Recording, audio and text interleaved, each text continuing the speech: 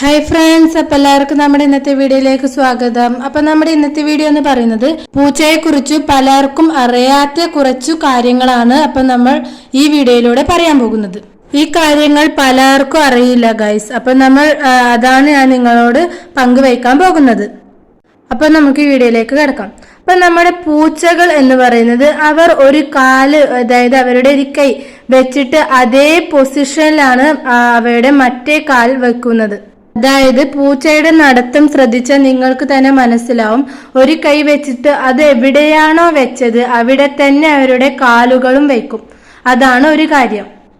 പിന്നെ രണ്ടാമത്തെ കാര്യം എന്ന് പറയുന്നത് പൂച്ചകൾ നമ്മുടെ കാലിലോ അല്ലെങ്കിൽ വീട്ടിന്റെ ചുമരിലോ അങ്ങനെ എവിടെയെങ്കിലും തന്റെ ശരീരം ഇട്ട് ഇങ്ങനെ ഉരയ്ക്കുന്നുണ്ടെങ്കിൽ അതിനർത്ഥം പൂച്ചയ്ക്ക് നമ്മളോട് നല്ല സ്നേഹമുണ്ടെന്നാണ്. ആ സ്നേഹം പ്രകടിപ്പിക്കാനാണ് അവർ അങ്ങനെ ചെയ്യുന്നത്.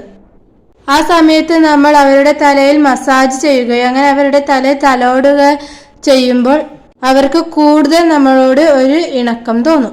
മൂന്നാമത്തെ സവിശേഷതയാണ് പൂച്ച നമ്മളോട് സ്നേഹം കാണിക്കാൻ. കണ്ടോ ഗൈസ്, ഇതേപോലെ വാല് നമ്മൾ എവിടെയെങ്കിലും ഇരിക്കുന്നുണ്ടെങ്കിൽ അവിടെ കിടന്ന് വാല് നമ്മുടെ ദേഹത്ത് എവിടെയെങ്കിലും ഇതേപോലെ വാലാട്ടും. അപ്പോൾ പൂച്ചയുടെ കാല് വയ്ക്കുന്ന രീതി ഒഴികെ ഞാൻ ബാക്കി പറഞ്ഞ ഈ രണ്ട് കാര്യവും പൂച്ചയ്ക്ക് സ്നേഹമുണ്ടോ എന്ന് നമുക്ക് തിരിച്ചറിയാനാണ്. അപ്പോൾ ഞാൻ ഇനി പറയാൻ പോകുന്ന കാര്യങ്ങൾ പൂച്ചയുടെ സവിശേഷതകളാണ് കേട്ടോ. പൂച്ചക്ക് ഒട്ടേറെ സവിശേഷതകളുണ്ട്. അതിൽ നിന്നും പ്രധാനപ്പെട്ട സവിശേഷതയാണ് ഇനി പറയാൻ പോകുന്നത്. പൂച്ചയ്ക്ക് 230 അസ്ഥികളുണ്ട്.